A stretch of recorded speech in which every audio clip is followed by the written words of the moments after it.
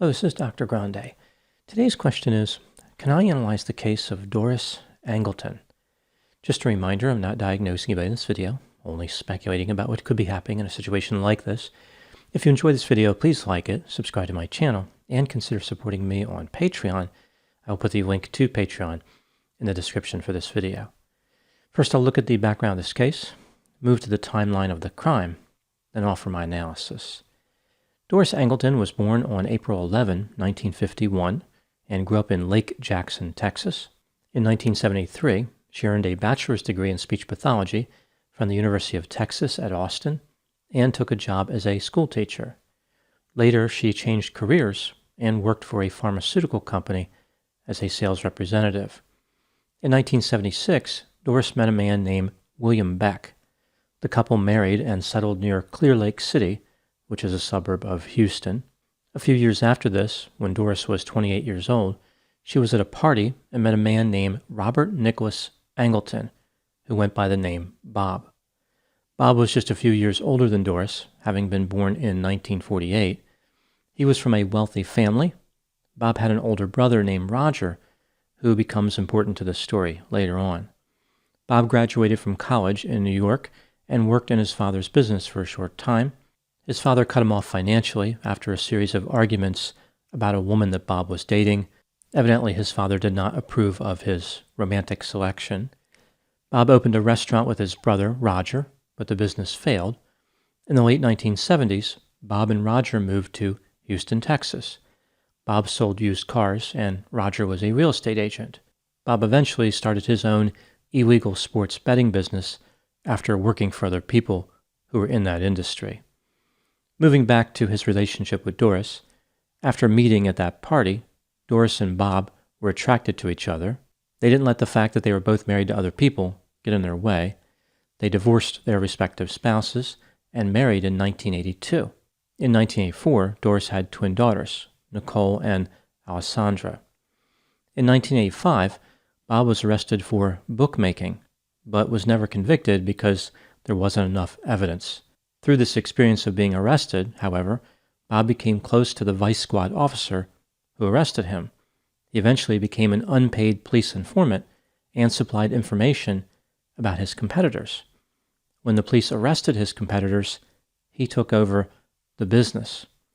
Bob was able to earn about $2 million a year doing this. He was the most significant bookmaker in the area by a wide margin. When the police officer who had originally arrested Bob retired, he went into the bookmaking business as well, believing that his experience as a police officer would make it so that he could never be caught. Bob ended up informing on him, and he was arrested. I guess Bob obtained his revenge against that police officer. In January 1989, Bob hired his brother Roger to work for him in the bookmaking business, but Bob was unimpressed with his brother's performance. Bob fired Roger in August of 1990. This led to a number of dramatic encounters, including Roger trying to extort Bob. Roger may have been envious because Bob was incredibly successful. Bob and Doris lived in a $650,000 house in the upscale River Oaks neighborhood in Houston. Bob owned a tennis club, a golf course, a beach house, and property in Colorado. He and his wife had a very comfortable lifestyle. The couple had everything they could possibly want as far as material goods, but Doris was not happy emotionally. By 1996, Doris was complaining to her friends that her marriage contained no passion or intimacy, and she was quite lonely. In order to connect with other people, Doris started communicating on an over 40 chat room on AOL. At this time, chat rooms were a relatively recent invention. She used the screen name Doritos and was very popular in the chat room. Doris implemented a strategy which was familiar to her when she was unhappy in a marriage. She started cheating. She met a man living in New Jersey who was married. Doris was highly displeased by this undesirable status. She also wasn't happy that he was married. After meeting up with the man in Arizona and in Texas, Doris decided it was time to end her marriage with Bob. She filed for divorce in February 1997, demanding 50% of the property she shared with her husband. Bob said that he had $3 million in various safe deposit boxes around Houston. He told her he would give her half. Doris was convinced that Bob had more money than $3 million. In order to motivate him into offering her a better deal, she threatened to inform the IRS about her suspicions. Despite this threat, from an outside perspective, the divorce proceedings appeared to be amicable. Bob even continued to live in the same house as Doris. The plan was for him to stay there until his daughters finished that school year. Now moving to the timeline of the crime. On April 16, 1997, Doris and Bob were at a softball game with their daughters. Bob was the head coach of the team. He asked Doris if she could drive home and pick up a baseball bat. Doris agreed and drove back to the residence they shared. Not long after entering the side door of the house, Doris was shot 7 times in the head and 5 times in the body with a .22 caliber semi-automatic pistol. The intruder never made physical contact with Doris other than the bullets. It was like Doris was taken completely by surprise. Doris did not survive the attack. As this was going on, Bob was still at the softball game with his daughters. After noticing that Doris did not return, he called and paged her without success. He took his daughters from the game and drove back to the residence. After arriving at the house, he discovered that the side door was ajar. Bob did not enter the house. Instead, he called 911. The police arrived, entered the home, and found Doris dead on the floor in the kitchen. During the subsequent investigation, the police determined that there were no signs of forced entry and the security system had been deactivated. It was on when they had left the house. They found a small safe in one of the rooms. The door was open and bundles of cash were inside of it. It did not appear as though the intruder was interested in taking anything. The police asked Bob who he thought could be responsible. After asking the police to deactivate an audio recorder they were using, Bob told them that it could be related to his illegal sports betting business. Bob also implicated his brother Roger. He told the police how he fired Roger years earlier and about all the drama that followed. For example, in January 1997, Roger wrote Bob a threatening letter. The police started looking at Roger. He was due in court in California on the same day Doris was murdered, but he never showed up. On April 21, Roger carried luggage into the Dallas-Fort Worth International Airport. In the luggage, he had 2 pistols, a .32 caliber and a .38 caliber. An X-ray technician detected the pistols, but Roger fled the airport before the police could arrest him. The guns didn't match the murder weapon. Again, that was a .22 caliber, but the police found something else in the luggage that connected Roger to the homicide. There were handwritten notes containing information on how to murder Doris. For example, her schedule. Unrelated to the homicide, Roger was arrested in a Las Vegas hotel after providing false identification to the police. He consented to a search of his room. The police found typewritten instructions on how to get into the Angleton family home, an audio tape containing 2 male voices planning Doris's murder, and $64,000 in cash. 2 of Bob's fingerprints were found on the money. This made it look like Bob had paid Roger to murder Doris. Roger was arrested for murder and transferred to a jail in Houston. He agreed to testify against his brother Bob. However, he would never get a chance to do so. On February 7, 1998, 2 days before the plea bargain was to be made official, Roger used a disposable razor to cut himself over 50 times. He did not survive.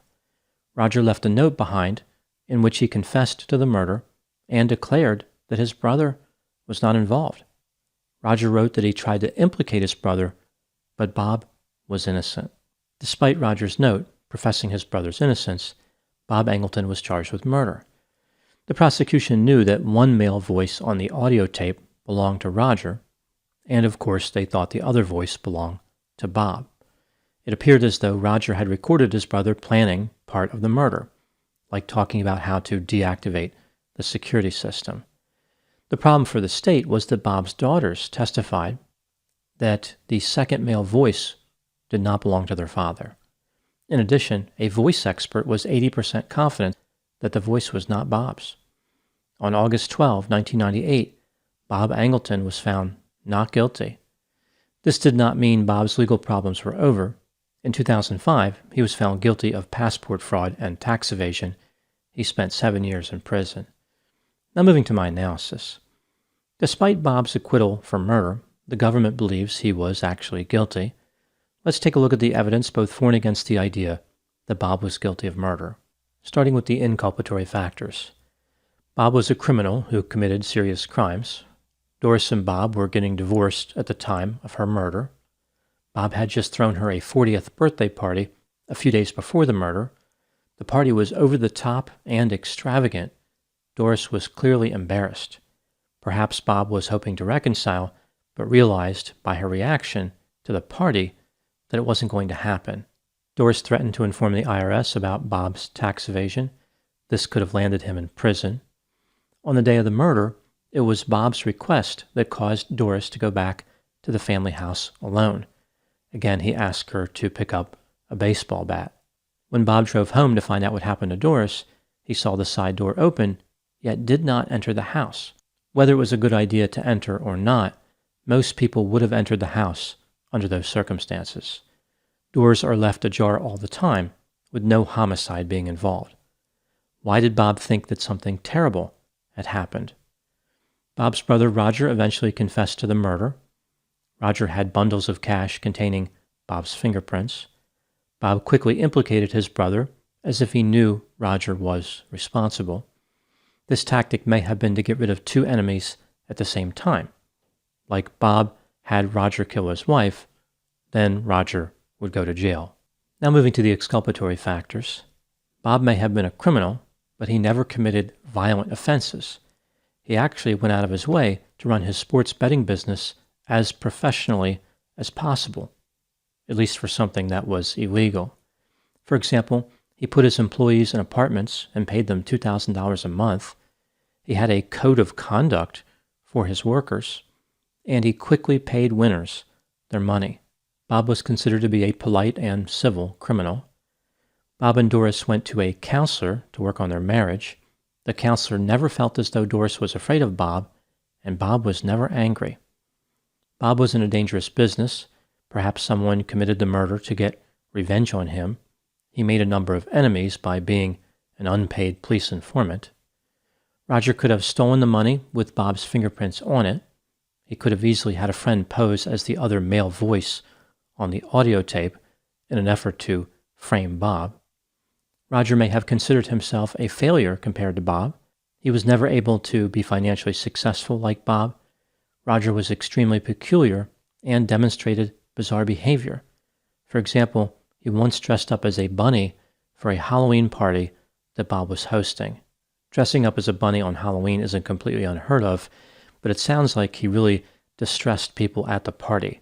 Some people can't put on a bunny costume without appearing creepy. Right before his death, Roger wrote a note exonerating his brother. When considering all the evidence, do I think that Bob was involved in his wife's murder? Yes. In my opinion, he probably was. Here's what I think happened in this case. This is just a theory, my opinion. Doris was originally attracted to Bob because he appeared financially successful and spent a lot of money on her. When she would compliment another person's jewelry, Bob would go out and buy the same jewelry for her right away. The couple lived in an expensive house and had the best of everything. Over time, Doris wanted more. She desired not only wealth, but an emotional connection. Bob was good at making money, but he wasn't good at showing affection or being sensitive. He never asked about her feelings and never revealed his feelings. Bob appeared to have a number of Machiavellian characteristics. For example, he was cynical, had good long-term strategic planning skills, and disregarded conventional morality. He was interested in an unregulated business, specifically bookmaking. Despite breaking the rules, Bob was sensitive to consequences. For example, he never engaged in violence and worked diligently to control his risk by being a police informant. Bob demonstrated good impulse control, had superficial charm, and was goal-oriented. He hid his true intentions from others, was deceitful, and distrusted people. Bob wanted power and money, but had no desire for fame.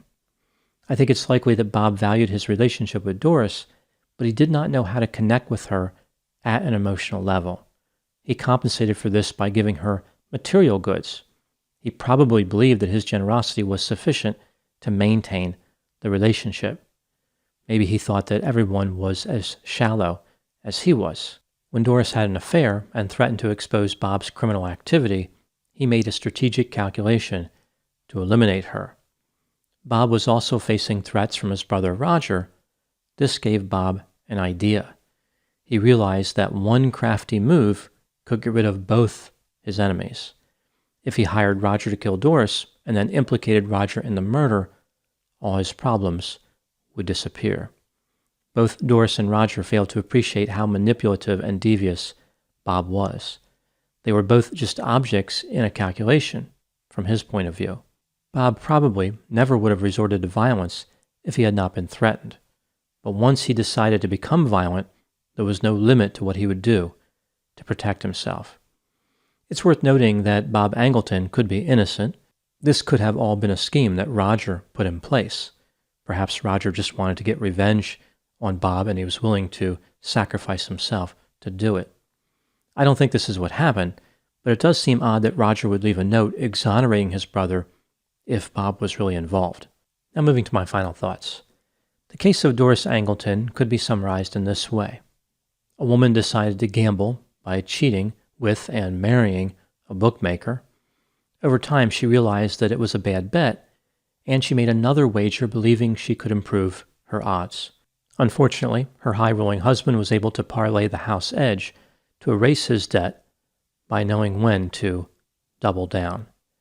Those are my thoughts in the case of Doris Angleton. Please put any opinions and thoughts in the comment section. They always generate an interesting dialogue. As always, I hope you found my analysis of this topic to be informative. Thanks for watching.